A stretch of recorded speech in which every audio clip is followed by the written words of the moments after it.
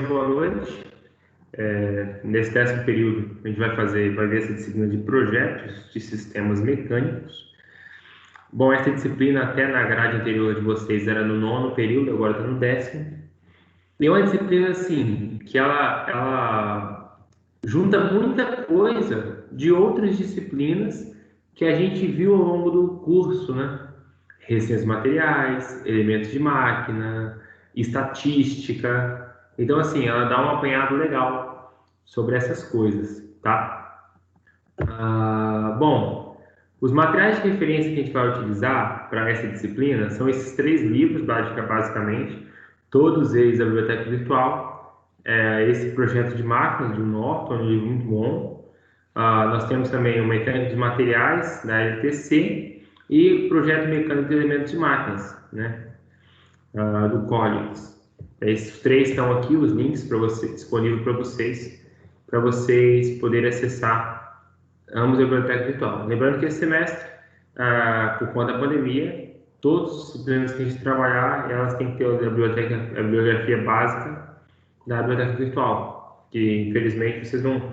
Até podem, né? E a biblioteca está aberta, mas a gente está priorizando sempre a biblioteca virtual por conta da pandemia. Já era uma coisa que a gente priorizava e agora, por conta da pandemia, a gente prioriza ainda mais, né?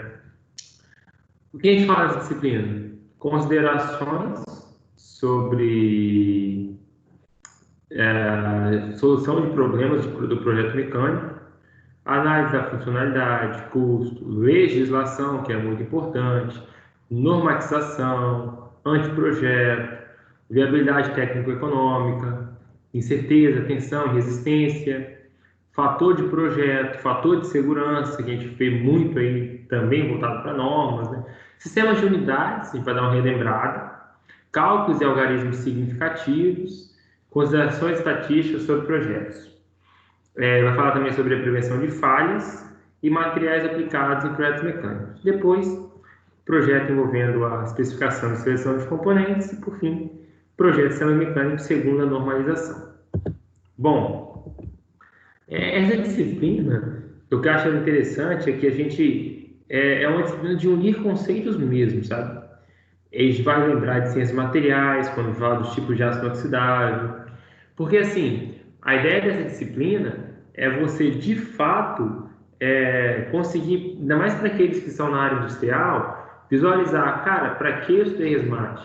Para que eu estudei ciências materiais? Para que eu estudei estática? Para que eu estudei... É aí que a gente vai ver. Por exemplo,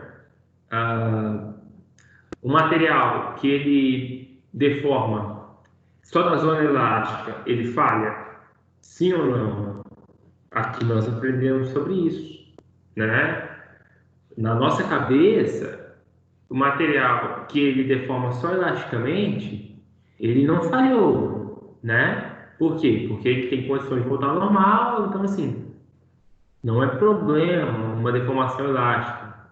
Mas, por exemplo, vamos supor que essa deformação elástica vai interferir no funcionamento da máquina.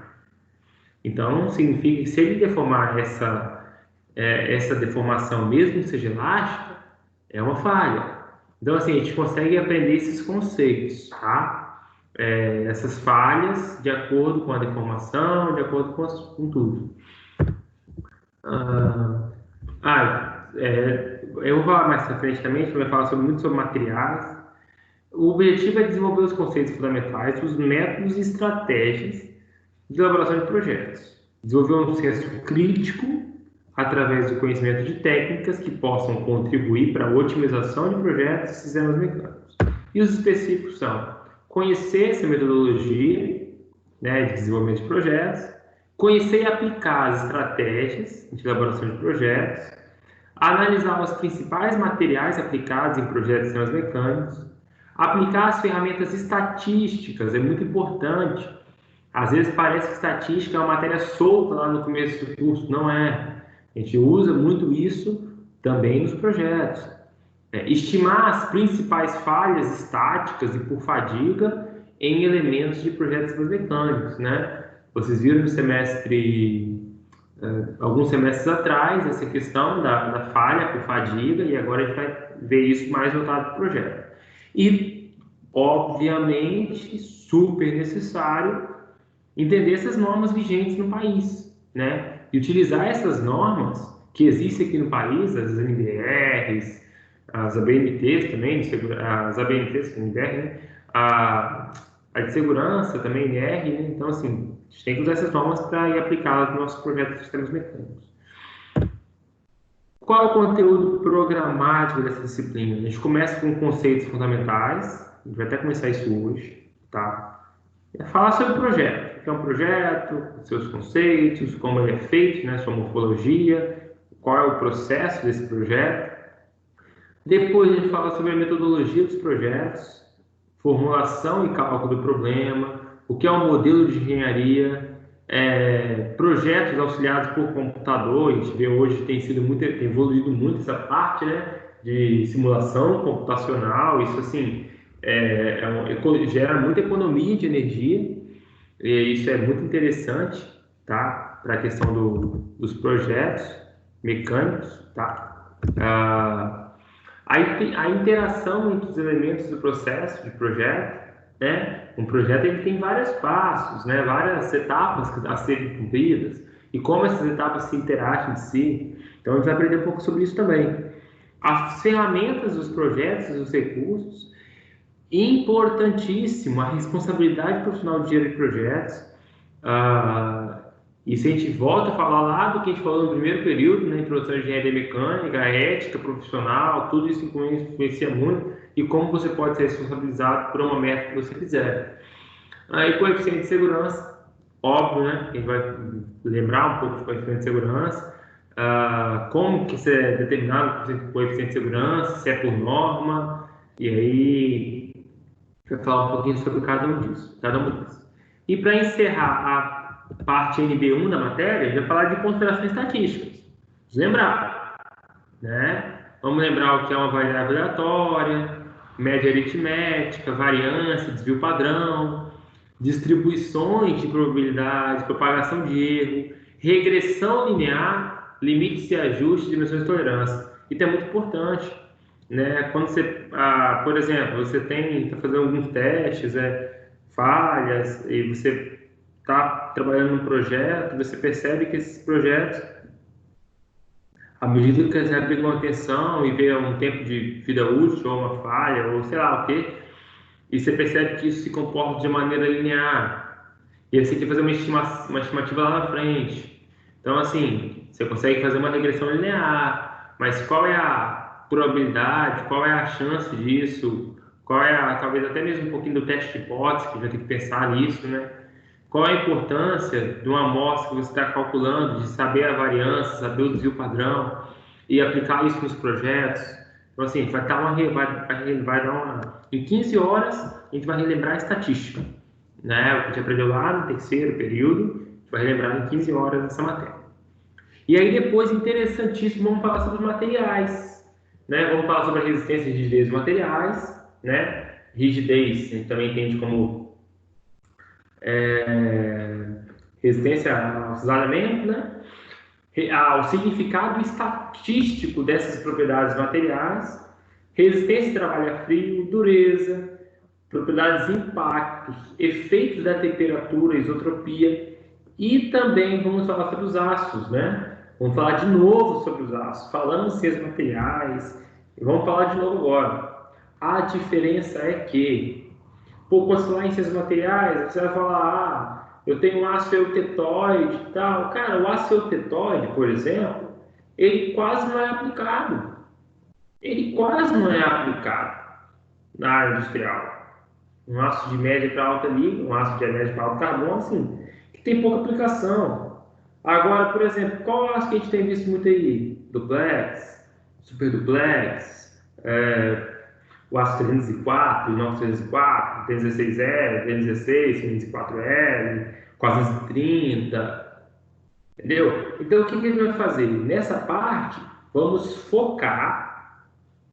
Talvez eu até tire um pouco de estatística e jogo para materiais, até faça uma mudança nesse plano de ensino, para a gente falar bem do material mesmo, entendeu? E a gente pegar sei lá, uma linha de tubulação que passa vapor de álcool lá na Suzano, ela é feita com tal material. Mas por quê? A gente tentar entender isso, né?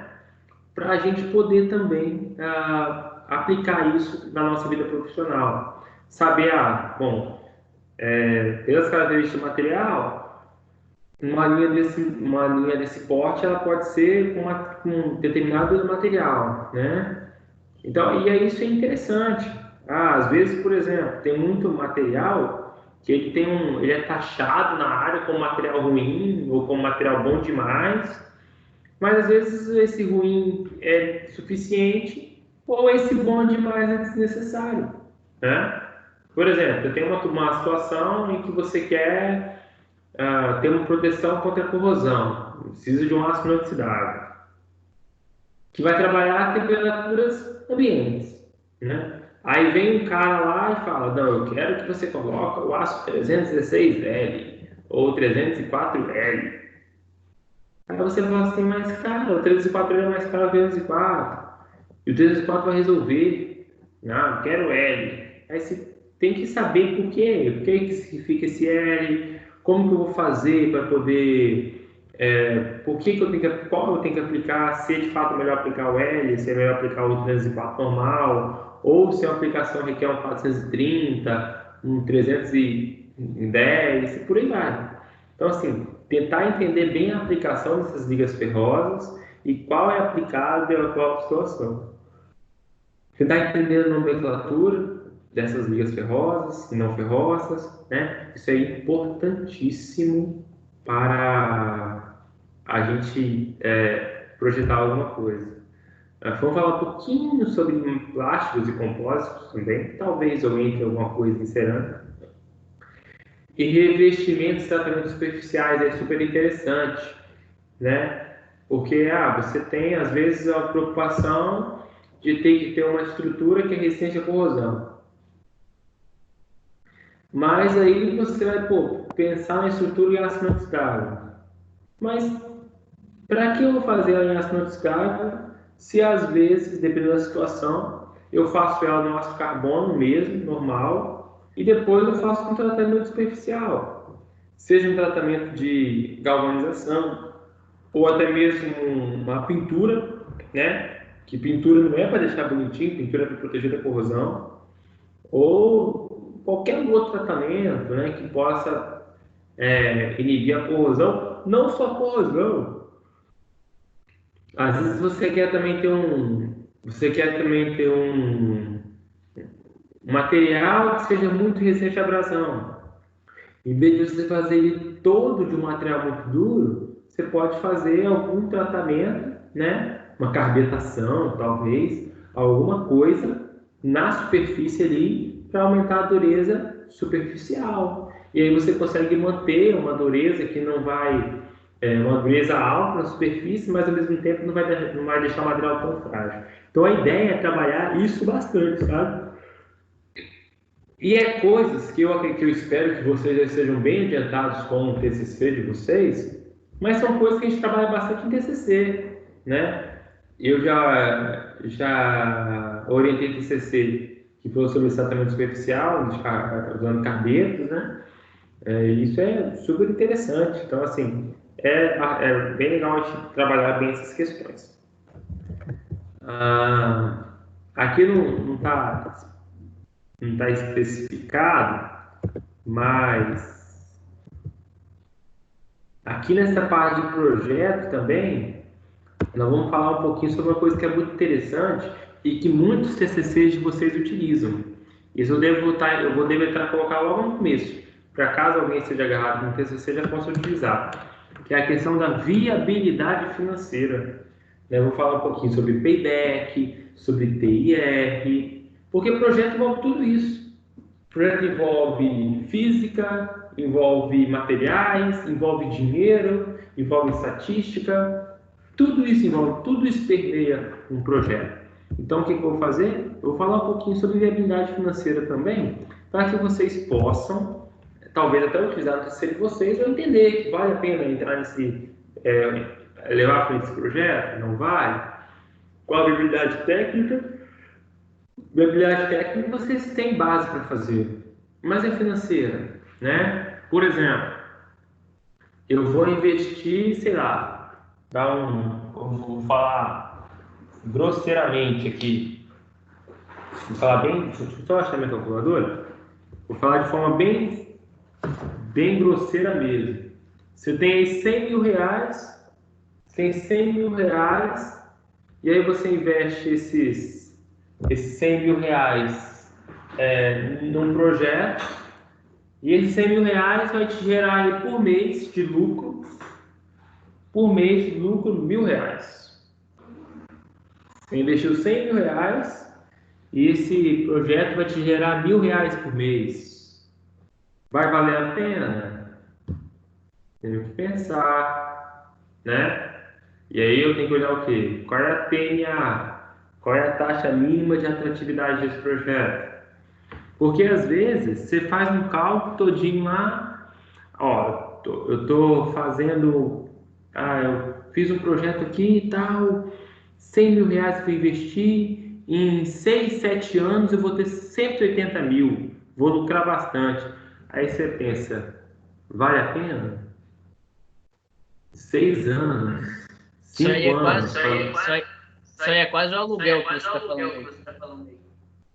um aluguel, como É o assim? dinheiro que você gasta para fazer uma casa, comprar um lote, e depois você vai alugar para receber por mês um valor bem parecido com isso aí que Sim, você falou. sim, mas às vezes também, no caso de projetos, você não recebe por mês, mas, por exemplo, eu vou investir 100 mil reais e eu sei que esse dinheiro vai me retornar 150 em 3 ou 4 anos. Vale a pena? E aí você tem que pensar qual é a sua taxa mínima. Existe uma coisa chamada taxa mínima de atratividade. Só vai, por exemplo, se eu pegar esse dinheiro e investir num fundo qualquer, que paga 1% É ao o custo do mês. dinheiro no tempo, né? Exato. Além do custo do dinheiro no tempo, existe uma coisa chamada taxa mínima de atratividade. Entendeu? Porque assim, vamos supor que eu tenha um fundo de investimento, seja sei lá, um tesouro direto ou alguma coisa do tipo, que vai me render 1% por mês, né? Então, assim, em 5 anos, que são 60 meses, ele vai me render mais que 60%, vai quase dobrar o valor, né? Mas às vezes, imagina só, você vai investir no projeto, vai ter dor de cabeça com ele para lucrar só o que a poupança te retornaria? Não, você quer lucrar no mínimo o valor X. E esse valor X a gente chama de taxa mínima de atratividade. Então, assim, é uns conceitos que a gente tem que relembrar, né? A gente tem que ver. Eu, na minha opinião, na engenharia tinha que ter uma matéria só sobre custos. Na produção, eu acho que tem. Mas na mecânica tinha que ter também. Porque, cara, a maioria de nós, quando a gente forma, a gente trabalha com alguma coisa que envolve dinheiro. Envolve dinheiro. Essa é a questão toda, né? Ah, a gente pensa em projeto, a gente trabalha pensando em gerar dinheiro também. Então, assim, tinha que ter, na verdade, eu tinha que ter uma disciplina sobre isso aí na engenharia também, mecânica. Mas a gente não tem, a gente vai tentar relembrar um pouquinho agora em projetos de sistemas mecânicos, para a gente poder ter esses conceitos bem definidos. E depois a gente começa a falar de falha, isso já é na 2, materiais já é na 2. A gente começa a falar de falhas, falhas estáticas, falhas por fadigas, e aí falhas estáticas, falhas de materiais dúcteis, falhas de materiais frágeis, mecânica da fratura, falha por deformação plástica, falha por deformação elástica que existe, falha por torque, tudo isso. Vamos ver aqui nessa parte de falhas estáticas. E depois a gente vai falar de uma fadiga, né? Falha por fadiga, que assim é horrível. A falha por fadiga é muito complicada. Por quê? Porque a falha por fadiga ela é uma falha traiçoeira, tá?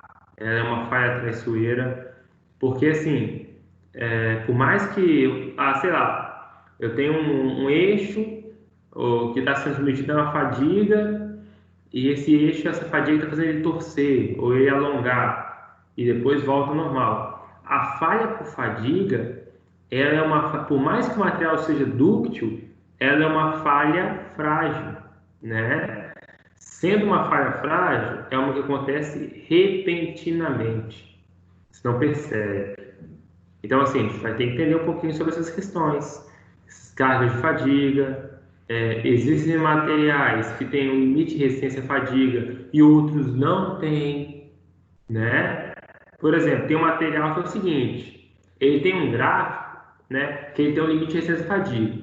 Então, se você aplicar uma tensão abaixo desse limite, você pode testar esse material lá a vida inteira por essas cargas cíclicas e ele não vai falhar. Mas tem outros materiais que não têm esse limite. Então, você pode colocar ele em uma tensão cíclica, o menor que seja, uma hora ele vai falhar. Porque uma hora ele vai cruzar essa linha, porque essa linha não tem um limite. Então, assim, a gente vai ter que relembrar esses conceitos que a gente viu lá em ciências materiais. E, por fim, falar de normas, né? Quais são as normas? No Brasil, nós temos a NBR, que é uma referência, que basicamente hoje, assim, todo o meu que eu fiz foi baseado na NBR, e tem muita NBR. E NBR eu faço tudo praticamente, tá? Além de tem também as normas particulares, né? Hoje a gente tem aqui a Petrobras, que tem as suas normas. Eu, por exemplo, já tive que trabalhar em serviços que nós tínhamos que seguir a norma da White Martins, que é até a norma para Parachaí, que falava, né? Para isolamento térmico. E, assim, a Suzano tem algumas normas da época da área de celulose ainda. Então, tem normas que precisam ser seguidas. A metodologia vai ser basicamente aulas remotas positivas, trabalhos que vão envolver essa interdisciplinaridade, algumas atividades de pesquisas, obviamente. Os recursos são os livros didáticos, né? Os livros na biblioteca virtual, apresentação de slides com o uso de mesa digitalizadora e videoconferências, que vai usar todas as aulas aí. Tá? A bibliografia básica é aquela mesma que eu passei no começo do slide, é complementar. Então, assim, isso aqui é a nossa primeira parte da matéria, falar um pouquinho sobre a disciplina em si. Aí hoje eu ainda vou mostrar com vocês essa questão de projetos, tá? Vamos falar um pouquinho sobre essas definições iniciais de projetos mecânicos, tá? Bom, vamos falar dos conceitos introdutórios de projeto, então. Projeto ou design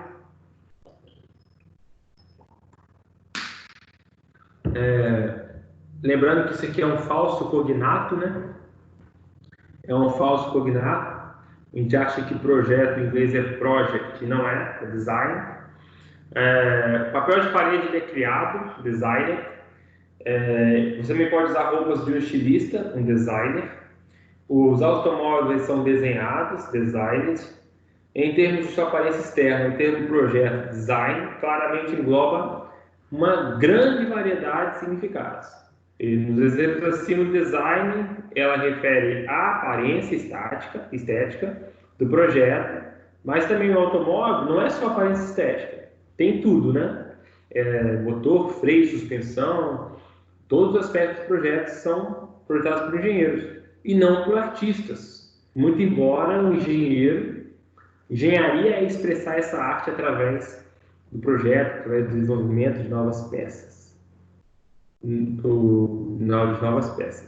Então, projeto em inglês design ele vai ter uma série de aplicações, uma série de funções diferentes, mas sempre está ligado a você desenvolver, a você dar continuidade. A palavra design no latim, ela vem do latim designare, que significa designar ou escolher. E aí que é interessante quando ele fala de designar e escolher, que, por exemplo, você vai projetar uma máquina. Lá a gente viu lá em elementos de máquinas 1, funcionamento de correios, elementos de máquinas 2, você tinha também outros tantos relacionamentos, que às vezes você não tinha que fazer ele do começo, você tinha que simplesmente fazer todo o seu projeto e, porém, você tinha que escolher alguma coisa de um catálogo. Então, assim, Projetar engloba tudo isso, né? Designar e escolher também. Dicionário Webster oferece várias definições da palavra design. A mais aplicável delas é esboçar, traçar ou planejar uma ação de trabalho para conceber, inventar e produzir. Estamos mais preocupados com projetos de engenharia do que com desenho artístico. Projeto de engenharia pode ser definido como o processo de aplicação das várias técnicas e princípios científicos com o intuito de definir um dispositivo, um método ou um sistema suficientemente pormenorizado para permitir a sua aplicação, tá?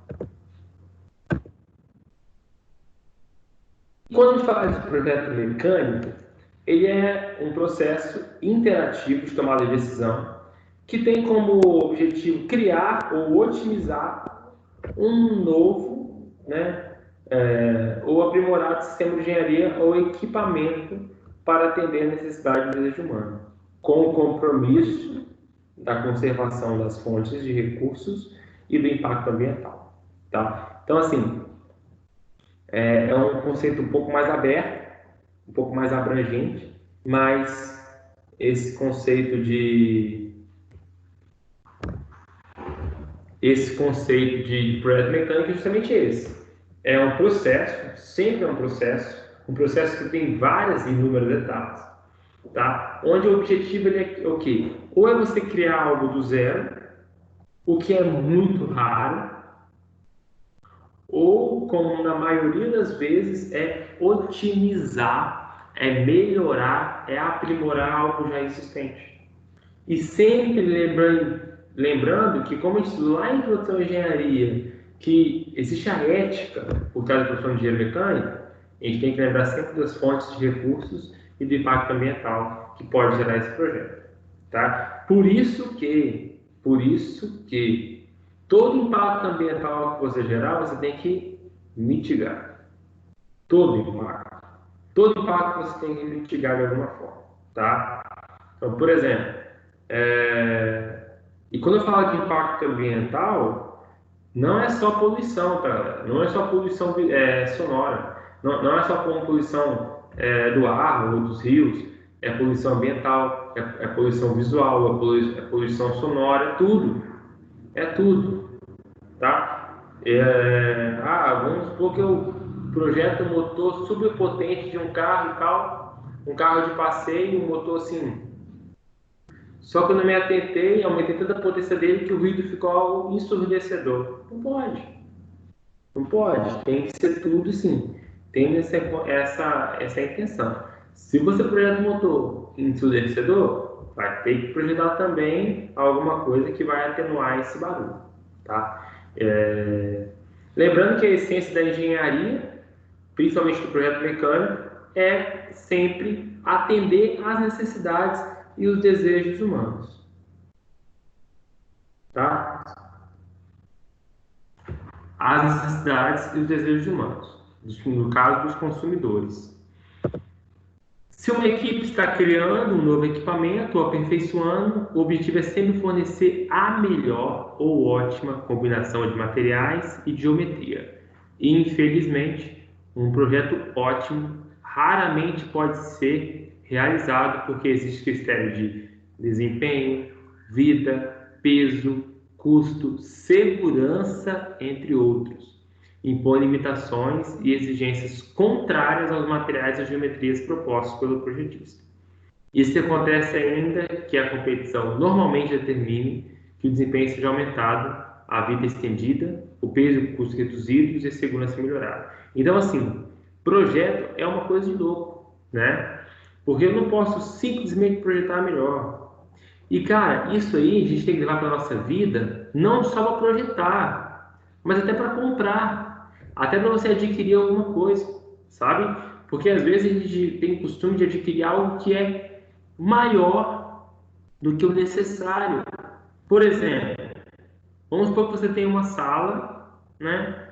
Que tenha a distância entre a estante ou o painel, que vai ficar a televisão, e o sofá é de 2 metros, 1,80 m. Aí a pessoa vai lá e acha que é melhor e já está com o dinheiro sobrando e compra uma televisão de 70 polegadas. Não, não é legal. Por quê? Porque as televisões, elas são feitas maiores para poder ser também assistidas de mais longe, tá? Então, assim, uma televisão, uma distância dessa de 1,80 m, se eu não me engano, é uma televisão de até 32 polegadas, 32, 40 no máximo, entendeu? Então, assim, às vezes a gente desperdiça dinheiro, por quê? Porque a gente não tem essa consciência que eu tenho que pensar nisso até para comprar as coisas, que eu não preciso exagerar. Eu tenho que colocar algo que atenda a minha necessidade, eu tenho que pensar em algo que atenda a minha necessidade, mas sem exagerar. Imagina só, se algo, eu acho que inclusive existe, né? Tem gente que gosta de usar em algumas sonorizações fio de ouro, porque acha que o ouro conduz muito, muito, muito melhor que o cobre. Conduz melhor, mas assim, o ganho que você vai ter de eficiência e o aumento do custo, não compensa, sabe? Então, assim, são várias coisas que a gente tem que entender que é melhor, usar essa máquina é melhor, usar esse carro é melhor, usar esse veículo é melhor, mas é melhor que custo. Então, isso aí vale muito, ou aqui segurança. Por exemplo, lógico que é melhor você, sei lá, andar 180, 190, 200 numa estrada, porque você vai reduzir o seu tempo, né? Reduzindo o seu tempo, considerando que tempo é dinheiro, se reduz o seu custo. Mas você coloca em xeque a vida útil do veículo, que está sendo forçado, e principalmente a segurança das pessoas.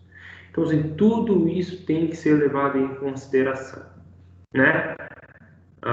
Dizem, a desculpa que os Estados Unidos dá até hoje para não ter voltado à Lua, se é que um dia foi, é que eles não conseguiram ainda pensar numa forma de segura de fazer. Então, eles acham que não existe uma forma segura de se voltar à Lua. Por isso que eles ainda não voltaram desde a primeira operação que conseguiu alcançar a Lua. Então, assim, segurança, estão colocando a segurança em primeiro lugar, se é que é verdade como já foi a Lua, né? Seria há controvérsias. Mas, enfim, continuando. E aí, quando você fala de mercado, é pior ainda, cara. É pior ainda porque o mercado ele é muito exigente. Ele é muito exigente. E por ser exigente, ele é muito competitivo. E por ser competitivo, exige que você seja ainda melhor no seu projeto, para que ele possa entrar de fato no mercado e competir de fato. Hoje em dia, por exemplo, vocês perceberam, mas cada dia que passa os carros estão mais parecidos. Até que agora deu uma diferenciada, mas cara, há uns 3 anos atrás, 3, 4 anos atrás, o Onix, o Gol e o Ford Ka eram praticamente iguais. Praticamente iguais. A diferença de um para outro é assim, alguma tecnologia ou outra, alguma coisa ou outra. Praticamente iguais. Então, assim, às vezes um projeto de uma nova tecnologia, ela vai fazer o produto ficar melhor no mercado, tá? E aí a equipe ela deve não apenas competir, otimizando o projeto, mas também agir com responsabilidade em relação à clara e crescente demanda da comunidade global pela conservação das fontes de recursos e pela preservação do meio ambiente. Bom, a gente tem que entender que isso é inevitável. Por mais que você não tenha uma consciência ambiental, você é obrigado a ter. Como assim? É obrigado a ter. Existe uma coisa chamada licenciamento ambiental que você é obrigado a cumprir. Então, querendo ou não, o seu projeto ele tem que ser ambientalmente correto. Porque senão vai te gerar prejuízos muito maiores lá na frente. Porque como eu estou te falando, por exemplo, eu vou te dar um exemplo um exemplo simples. Eu tenho uma marcenaria. Aí vamos supor que eu desenvolva máquinas que cortem madeira muito mais rápido e fazem o serviço muito mais rápido, porém tem um barulho maior. Eu tenho que, ou eu vou ter que reduzir esse barulho, ou eu vou ter que sair do ponto que eu estou e ir para um ponto mais afastado. Por quê? Porque eu não posso gerar esse impacto ambiental para as pessoas da redondeza. E se eu gero um impacto ambiental para a redondeza que eu não consigo mitigar, eu tenho que mitigar de outra forma. Por exemplo, nós temos aí a Suzano e a Jurong, né? Grandes empresas, que obviamente o impacto ambiental que elas geraram e ainda geram de uma maneira contínua é impossível de ser mitigado, né? A presença da Suzano ali na redondeza da Barra do Riacho prejudica, causa danos à população. Você tem, por exemplo, uma imigração muito grande de pessoas de outras cidades e estados. Isso pode contribuir para o aumento da violência, né? Você tem, por exemplo, a população aumentando muito num espaço que ele é reduzido. Isso aumenta, assim, é, prejudica as escolas, prejudica de várias formas. E coisa que ela não consegue mitigar, ela não consegue evitar ela não consegue evitar que a população tenha esse dano. O que ela tem que fazer? Ela tem que fazer a tal da educação ambiental, né? Ela tem que ter todo um projeto de educação ambiental, ela tem que fazer de alguma forma uma compensação ambiental que gera custo. Então, assim, todo projeto ele deve ser pensado em relação a isso. Preservação do meio ambiente, conservação das fontes de recursos. Por quê? Não adianta eu pensar num projeto que demanda muita água e aí quando for fazer a licença da empresa, não vou, o meio ambiente não vai liberar eu retirar tanta água do rio assim. Existe até isso, sabia? Você não pode colocar uma tubulação no rio e tirar tanta água que você quiser.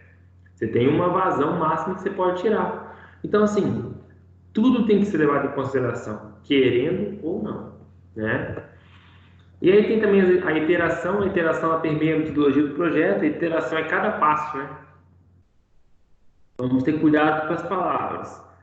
Uma coisa é interação, outra coisa é iteração. Iteração é passos. A gente vê muito essa palavra iteração lá em estatística. Eu acho que é em estatística. Não, cálculo numérico. A gente vê muito essa palavra iteração, né? Quando você vai fazendo aquelas etapazinhas do cálculo numérico para chegar num valor, a gente chama essas etapas de iteração, tá? Os objetivos-chave do projeto, de toda atividade de projeto mecânico são, primeiro, seleção do melhor material possível, e também da determinação da melhor geometria possível para cada peça. Imagina só se eu penso num material, né? Eu penso num material aí que vai me. Eu penso no material para fazer uma bola de futebol, né? Pensar no material onde eu consiga ter uma certa maciez, um material que tenha aderência perfeita para poder desenvolver no gramado. Penso em tudo isso, não é material. Só que aí é um material que eu só consigo construir ele na forma de um quadrado. Não resolveu nada para sua utilização. Você quer uma peça, você quer uma bola, não, tem que ser uma esfera, então não adianta. Então, assim, esses dois passos, eles têm que andar juntos, porque se um der errado, o projeto todo deu errado. Isso acontece muito, né? Sei lá, às vezes você tem um material que ele seria muito bom, sei lá, seria muito bom eu ter uma peça em aço inoxidável. Só que às vezes eu fabricar essa peça com esse material é difícil. É difícil, por quê? Porque a peça às vezes tem uma geometria muito complexa. Então tem que caminhar junto, tá? Então, essa melhor geometria e tanto esse melhor material possível. E na primeira iteração, os engenheiros projetistas se concentram em determinadas especificações para o desempenho funcional, né? Pegando materiais e arranjos geométricos potenciais que possam oferecer resistência e durabilidade adequados ao carregamento, ambiente e modos de falha potencial que ocorrem na aplicação. Um fator de segurança razoável é escolhido, geralmente nesse estágio, para cobrir as incertezas, porque nós não conseguimos controlar todos os nossos parâmetros do nosso projeto. Não conseguimos controlar. Só que até a escolha do fator de segurança, quando ela é uma escolha assim livre, quando ela não é permeada por normas, até a escolha do fator de segurança, é um ponto que requer assim muito cuidado. Por isso que se testa tanto, por isso que se gasta tanto, investe tanto testando, para você conseguir pensar no melhor fator de segurança possível. Porque imagina só, eu tenho que projetar uma peça. E aí eu sei que tem incertezas no projeto. Então, se eu colocar aquela peça para aguentar a tensão igual a tensão de escoamento, material, vai falhar. Por quê? Porque qualquer incerteza que tiver, eu vou perder minha peça. Mas, em contrapartida, se eu coloco um fator de segurança muito alto, eu aumento muito o custo, eu aumento muito o peso. E aí eu posso perder para a concorrência. Então, assim, o que eu vou fazer, né? O que eu vou fazer para poder conseguir pensar no meio termo? Tem que procurar um fator de segurança que esteja numa linha muito tênue. E às vezes eu até brinco muito, né? Eu critico muito China. Eu já vi até motor chinês com eixo tubular, para vocês terem ideia.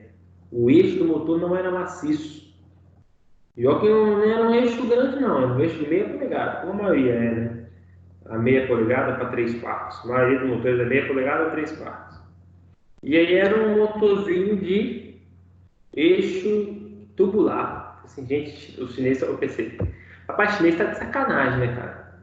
Tá com miséria até de fazer um motor com eixo maciço. Botou um eixo tubular no motor. Só que depois, pensando bem, tem muito motorzinho que é 1/4 de cavalo, meio cavalo.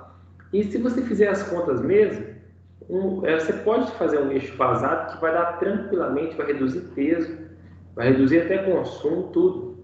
E aí você fala assim, pô, o cara tem um pouco de razão, né? Não está exagerando. Parece uma medida exagerada, mas funcional, né? Nem sempre é tão funcional, às vezes está ruim. Mas assim, a gente tem que sempre entender que esse fator de segurança ele também tem que ser muito bem escolhido.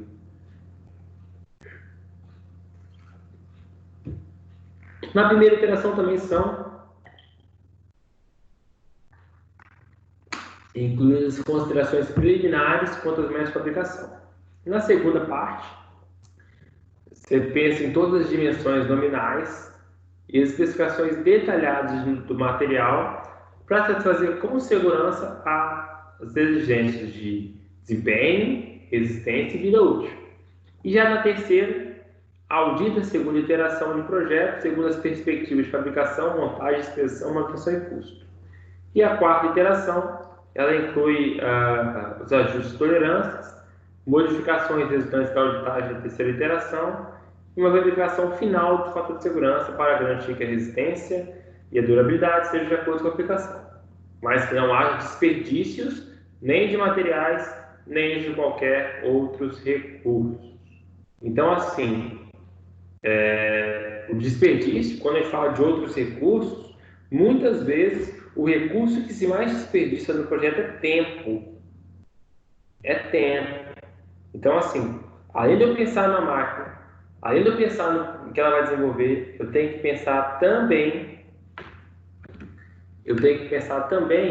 no tempo que isso vai gerar, né? No tempo que isso vai gastar. Porque esse tempo, ele vai ser determinante para você ter um projeto competitivo. Então, o tempo também é um recurso que não pode ser desperdiçado. Às vezes, um detalhe a mais ou a menos que você faz no projeto vai fazer com que ele demore mais tempo para ser executado. E agora, o fator de segurança. Como a gente falou, as incertezas e as variabilidades, elas sempre existem nas predições de projeto. Os carregamentos frequentemente são variáveis e imprecisamente conhecidos. As resistências são variáveis e algumas vezes imprecisamente conhecidas para certos modos de falha ou certos estados de tensão. Modelos de cálculo incorporam hipóteses que podem introduzir imprecisões no dimensionamento e outras incertezas podem resultar de variações na qualidade de fabricação, condições de operação, procedimentos de inspeção e prática de manutenção. Galera, eu não sei quem vai lembrar, mas quando nós estudamos materiais de engenharia no ano passado, a gente falou sobre, se vocês lembram, quando a gente fazia o teste de flexão, né? Aquele teste de 3 pontas, em materiais cerâmicos. Eu não sei se vocês lembram bem o resultado que dava, né?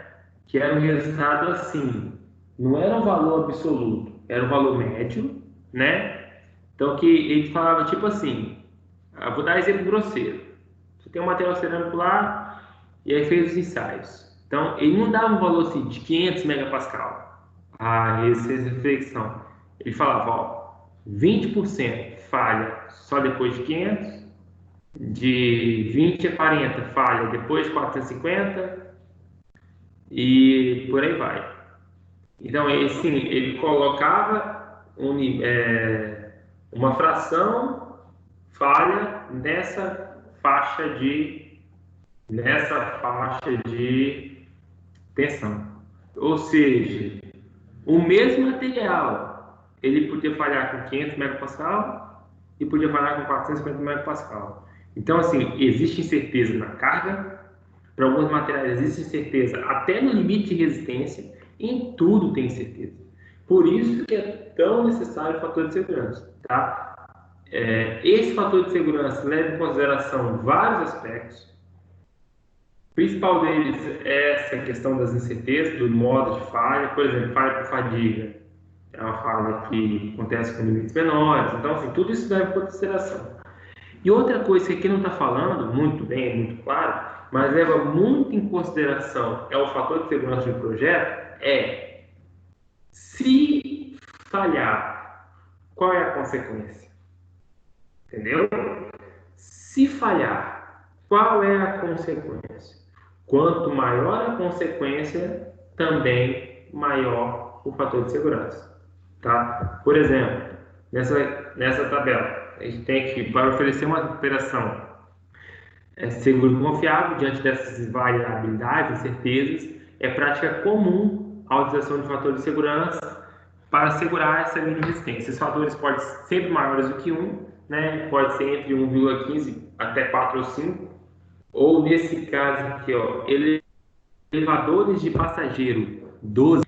Então, se você tem um elevador que vai resistir o peso dele, sei lá, quanto é que ele vai pesar uns 300 quilos, mais 500 passageiros, ele tem que ser dimensionado para 12 vezes essa carga total. 12 vezes. Mas por que é tanta incerteza no projeto assim? Não, não é incerteza. É porque se cair vai matar alguém. Esse que é o problema, tá? Então você percebe nessa lista que eu coloquei para vocês, cabos, cabo para tração de sentido horizontal, 4 a 5, pontes rolantes, 6 a 8, talhas elétricas, 7, guindastes, 6 a 8, elevadores de obra, 8 a 10, né? Cabos estáticos, ou cabo que vai ficar parado, 3 a 4. Aí já vê que é o menor um pouquinho, por quê? Porque a incerteza é menor, né? Tá paradinho, tá bonitinho, não tem movimento. Já quando se movimenta, pode ter risco de ter algum atrito, e aí você tem um desgaste. Isso aí é mais voltado para cabos de aço, essa tabela. Mas você percebe que quanto mais incerto é o dimensionamento e quanto mais a consequência grave da falha, você tem maior limite de segurança, tá bom? E também vai influenciar, são várias coisas, né? Custo também previsto pode dar. Então, sempre você tem assim, essa situação mesmo, né? E aí, além disso, tem os estágios do projeto, tá? Nós temos os estágios do projeto. A atividade de projeto mecânico em um contexto industrial incorpora um esforço contínuo que vai da concepção inicial, passa pelo desenvolvimento e alcance o serviço de campo. Para efeito de discussão, esse contínuo da atividade de projeto pode ser subdividido em 4 estágios: preliminar, intermediário, detalhamento e desenvolvimento serviço de campo. Ainda que alguns possam argumentar que o estágio 4 vá além da atividade de projeto, está claro que no ciclo de vida total de produto, os dados do campo desempenham importantes papéis no aperfeiçoamento do produto. Então, e portanto, se torna uma parte importante do procedimento iterativo do projeto. Então, assim, preliminar, intermediário, detalhamento. E, por fim, desenvolvimento e serviço de campo. E é muito importante, né? Porque às vezes você não consegue fazer todos os testes possíveis. Não consegue, às vezes, ter tempo para isso. Então, acompanhar o produto com os clientes é muito interessante para isso. O preliminar, também chamado de conceitual, ele está voltado para síntese, avaliação e comparação das máquinas propostas ou dos conjuntos de sistemas. E aí usa-se frequentemente a abordagem de caixa preta, em que características de desempenho razoáveis, baseadas na experiência, são atribuídas aos componentes ou elementos da máquina ou sistema, seguidos de uma investigação do comportamento do sistema como um todo, sem muita preocupação com os detalhes dentro das caixas pretas. Para que a análise do projeto preliminar seja realizada em um período de tempo aceitável, são necessárias simplificações grosseiras e julgamentos baseados na experiência de engenharia. Então, preliminar é a parte mais, assim, grosseira mesmo, para você ver se vai funcionar, né? A ideia é saber se vai funcionar, é saber se vai servir, é saber se vale a pena investir melhor nesse projeto, entendeu? É uma análise mesmo, assim, preliminar. Não importa como vai acontecer por dentro, mas, assim, vamos ver de maneira grosseira o que isso vai fazer. Depois pensa nos detalhes. Isso é projeto preliminar e muitas coisas a gente simplifica de acordo com a experiência. Sei lá, vou dar um exemplo assim, muito, muito grosseiro mesmo. Vamos supor que eu estou fazendo um projeto, né? Uma máquina que vai fazer uma determinada aplicação, só que aí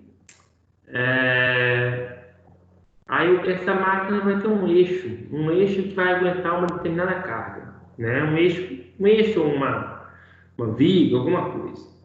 Aí o que eu penso? Pô, tem que fazer o protótipo desse projeto, tem que pensar. Vou fazer o seguinte, eu vou pegar uma viga qualquer, vou lá na Multiferro, ou vou lá na Gerdau, na Serra, e vou pedir uma viga lá que tiver lá e vou colocar. Eu acho que uma viga de meia polegada, eu acho que uma viga de 3 polegadas aí vai dar. Aí você vai e coloca, por experiência, coloca essa vigazinha no meio, lá sustentando alguma coisa.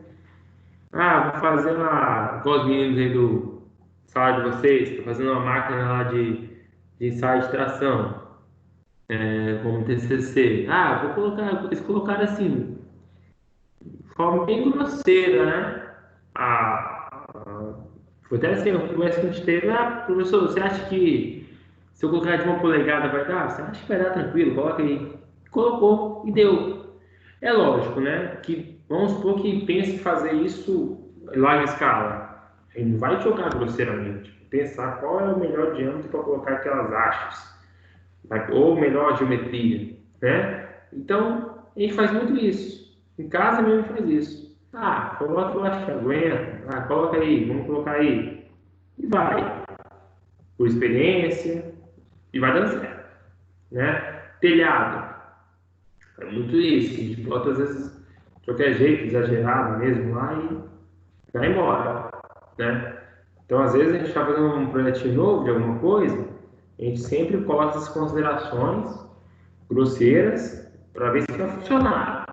Depois que funcionou, depois que vale a pena continuar investindo, a gente pensa, opa, eu fiz grosseiro, vamos detalhar, vamos melhorar, e por aí vai. É uma análise geral do sistema, incluindo análise de forças, perfecções, termodinâmica, mecânica dos fluidos, sistema de calor, eletromecânica de controle, pode ser necessário para preliminar, mas geral, né? Desenhos de configuração ou talvez até mesmo esboços à mão livre são suficientes para comunicar os conceitos desse projeto preliminar. Softwares proprietários têm sido desenvolvidos para muitas organizações com vistas a implementar esse projeto preliminar e o estágio de habilitação da proposta, especialmente para os casos em que as linhas de produtos existentes precisam apenas de modificações para serem alcançadas. E o resultado do projeto preliminar é a proposta. É uma proposta de um conceito provavelmente bem sucedido a ser projetado em profundidade para atender aos critérios especificados de desempenho, vida, peso, custo, segurança, entre outros. Então, assim, se o projeto não tiver dando certo preliminar, você nem vai detalhar ele. Tem que ser uma proposta de uma coisa que provavelmente vai dar certo. Porque se você pega um projeto preliminar que você acha que vai dar errado, conhecendo ele de uma maneira preliminar, quando se aprofundar, aí é que vai dar errado mesmo. Porque só surge problema. Não surge solução de problemas existentes. Surge problema que surge mais. É barreiras que se enfrentar. Entendeu? Então, assim, tem que ser algo que você pensa que vai dar certo. Mesmo assim, corre risco de dar errado, mas você provavelmente vai dar certo e você aprofunda para poder dar continuidade no seu projeto. O intermediário ou a incorporação, ele abrange o espectro do projeto de engenharia em profundidade dos componentes, individualmente e dos subsistemas para máquinas ou sistemas previamente selecionados. E, cara, eu vivi muito isso na empresa que eu trabalhei, na Isocap. Por quê? Porque a gente construiu um dispositivo para fazer limpeza de secador de celulose na fibra. E aí esse dispositivo era meio grosseiro, mas ele cumpria a função. Só que depois que a gente pegou aquilo e foi aprofundando, em parte a parte, né? Foi aprofundando em peça a peça. E aí com isso você foi otimizando ele. Você foi melhorando ele e ele conseguiu atingir um objetivo melhor. Vamos fingir que não existe rifle de precisão hoje em dia. Não existe rifle de precisão. Aí o camarada vai e pega uma espingarda daquelas antigas. Aí o cara pensa, pô, se eu colocar uma lupazinha nessa espingarda, eu posso fazer ela virar uma espingarda com alcance melhor, vou conseguir enxergar mais longe. Aí o cara vai, aí o cara pensa em tudo, vai lá, cola com uma fita mesmo, alguma coisa, uma lupa, uma luneta em cima da arma, né? Coloca, aí viu que precisa colocar algum pontinho lá na frente para ser a mira e vai fazendo, ficou aquele negócio grosseiro. Tá lá, o riflezinho que ele fez para ele. Pegou uma espingarda e evoluiu, fez um projeto grosseiro, preliminar, para aquilo virar um rifle. Aí agora ele vai fazer o quê? Ele vai para o projeto intermediário. O que é esse projeto intermediário? Aí vamos começar a pensar o quê? Pô, esse apoio para o ombro, esse apoio, ou esse cara aqui precisa ter um apoio melhor. Então, eu vou fazer um apoio para poder apoiar ele no chão também, Um apoio que vai ter que ter essa angulação, tem que ter uma certa abertura para não cair nem para um lado nem para o outro. Essa luneta que eu usei aqui improvisada, ela não está legal. Talvez se ela tivesse uma lente menor ou uma lente maior, se ela tivesse uma regulagem. Então você começa a pegar ponto a ponto do projeto e vai melhorando ele, vai incrementando ele, né? Imagina assim, uma bicicleta grosseirona, a primeira bicicleta foi feita, o cara pegou, você apareceu colocar duas rodas aqui com a, vai dar certo, e ponto, fez. Aí depois pensa, rapaz, mas ó, se eu colocar um rolamento nessa roda, vai melhorar. Aí começa a pensar, a roda, o que eu vou fazer na roda para ficar melhor? Qual material? Madeira, borracha, ferro? E assim que um projeto intermediário é feito. Ele pega o preliminar, grosseirão, começa a analisar parte a parte. Vai detalhando parte a parte, estudando o material de parte a parte, para escolher qual é o melhor material para cada parte, qual é a melhor geometria para cada parte, e assim vai definindo o projeto. E aí ele está ligado com o funcionamento interno das caixas pretas. Agora não é mais por fora, agora é por dentro. O que acontece por dentro? Aquilo que quem olha de fora não vê, agora é hora de ver. A seleção do material, como falei, né? Determinar a geometria, montagem desses componentes. Até isso tem que ser muito pensado. Por exemplo, eu preciso ter componente A e B. Eu vou uni-los com o quê? Com solda, com parafuso, com rebite pop, com rebite de ferro. Com o que eu vou unir? Eu vou unir com um encaixe prensado? Eu não vou unir? Então, assim, isso tudo é pensado no projeto intermediário, né? Levando em consideração fator de fabricação, montagem, inspeção, manutenção, segurança e custo. Nesse estágio, não são admitidas simplificações grosseiras. Para se produzir um bom projeto, são necessárias boas hipóteses de engenharia e deve-se também prestar muita atenção no desempenho, confiabilidade, exigências da vida, utilizando os princípios básicos de transferência de calor, dinâmica, análise de tensões, deflexões e prevenção de falha. Obviamente que tanto aqui quanto um pouco atrás no texto, ele citou várias áreas de conhecimento. Você vai usar as áreas que você precisar usar. Essa é a questão, tá?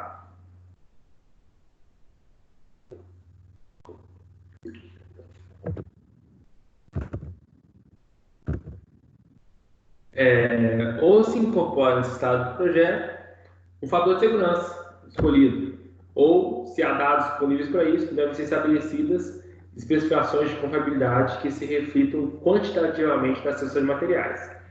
Os desenhos de engenharia feitos em escala são uma parte integral do projeto intermediário, podendo ser feitos com instrumentos ou utilizando sistemas de CAD, desenho assistido por computador. Os códigos computacionais são usados largamente para implementar os aspectos. O resultado desse projeto é a determinação de todas as especificações relativas ao funcionamento, manufatura, inspeção, manutenção e segurança. Ou seja, não é só como o produto é feito, como ele funciona, é como ele funciona, como ele vai ser fabricado, como ele vai ser testado, como ele vai receber manutenção e como ele vai ser seguro. Todos esses pontos têm que estar no projeto intermediário, tá?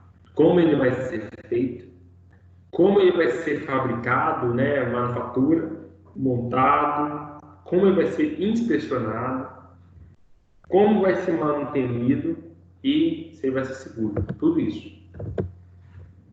E o projeto de detalhamento está voltado para a configuração, arranjo, compatibilidade dimensional e completude, ajuste de tolerância, padronização, atendimento de especificações, juntos, detalhes, fixação e retenção, método de fabricação, tudo, né? As atividades de projeto de detalhamento normalmente suportam as decisões críticas do intermediário, mas o detalhamento não envolve a adoção de hipóteses simplificadoras, críticas ou a seleção de materiais ou o dimensionamento que sejam críticos, em termos de resistência, rigidez ou brilho de componente. Posto que ele é realizado por profissionais que não são engenheiros, cabe ao engenheiro projetista manter-se informado e vigilante durante a fase. O resultado do estágio de projeto de treinamento é um conjunto completo de desenhos, especificações, incluindo desenho de detalhes de todas as peças, arquivo de CAD, aprovado pelo engenheiro de projeto, fabricação, marketing, qualquer outros departamentos que interajam, estando pronto para a produção de um protótipo da máquina ou do sistema. Já as atividades de campo, né, são as seguintes à produção de um protótipo da máquina ou de um sistema. Só corrigir aqui.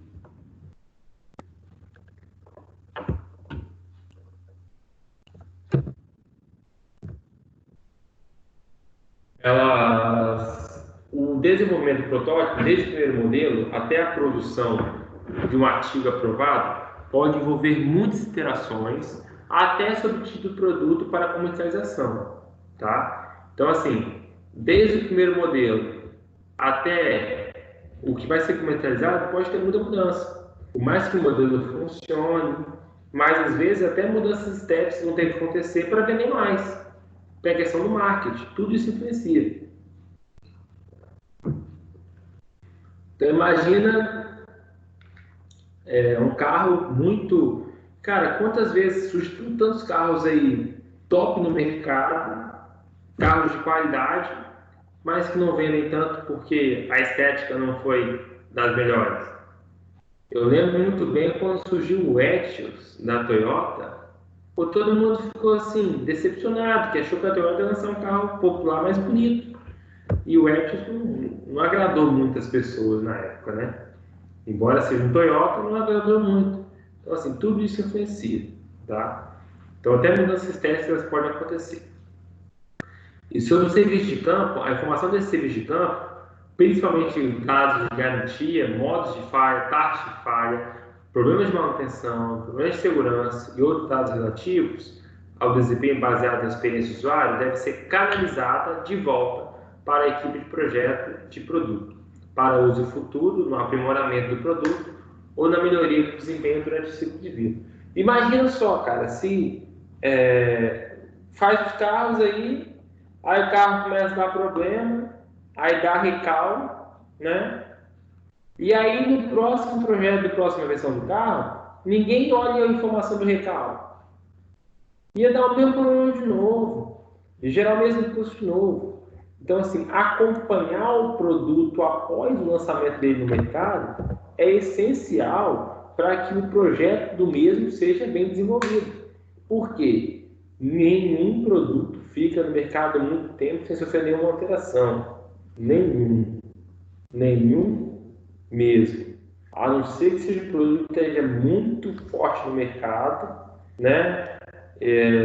Lógico, falando de um mercado que haja evolução. Por exemplo, mercado de alimentos grosseiros, não tem evolução. Então, tem evolução nos processos produtivos, mas o produto em si é o mesmo. Coca-Cola, ela muda muito pouco. Mas se pega um carro, o carro muda, tem que mudar todo ano, né? Aí você tem carros aí que são mais de referência no mercado, igual a Hilux, o Corolla.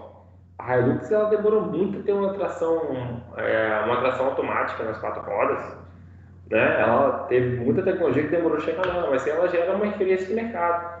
Agora imagine se um carro desses que é inferior, se o carro tem que se inovar todo ano para conseguir vender. Se não inovar, se não melhorar os problemas, não vai resolver. Por isso que é tão importante também essa fase do projeto. Essa fase de você fazer o serviço de campo, ver o que deu errado, o que não conseguiu melhorar e melhorar no próximo. Ou até, se der tempo, para a linha de produção e melhora porque você sai da fábrica ainda. Essa é a intenção, tá? Porque todo produto precisa ser aprimorado. Se todo produto precisa ser aprimorado, a fase do projeto de desenvolvimento e serviço de campo é extremamente importante, tá? E até porque uma coisa que você vai pensar no seu projeto é o custo de vida, é o ciclo de vida. é a vida útil do projeto, do produto. E essa vida útil, você vai só conseguir ter certeza sobre ela quando ele quebrar. Quando você pensar, ver que começou a quebrar, começou a ter reclamação, né, que parou de funcionar, e aí você fazer uma estatística e ver qual é a média da vida útil desse produto. Ele está voltado para configuração, arranjo, né? Opa, acho que esse lado ali tem repetido.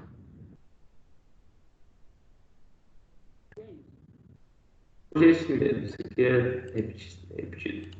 Então, esses são os conceitos introdutórios sobre essa questão dos projetos, tá? Nessa matéria de sistemas mecânicos, a gente fala bastante sobre isso. Na aula que vem, a gente continua falando de projetos, essa parte introdutória, e depois a gente vai entrar nessa parte de viabilidade financeira também, para poder continuar esses conceitos introdutórios aí, até chegar na parte dessa parte que a gente vai falar um pouquinho mais também sobre essas considerações estatísticas. Então, essa primeira parte eu já falo só sobre esses fundamentos de projeto mesmo, depois de metodologia e, por fim, considerações para essa MBO. Então, nossa próxima aula é amanhã, não é? Deixa eu confirmar. Amanhã, as duas primeiras aulas. Então, até amanhã, nas duas primeiras aulas, e se vê novamente com mais uma aula de projetos de sistemas mecânicos. Beleza, galerinha? Falou.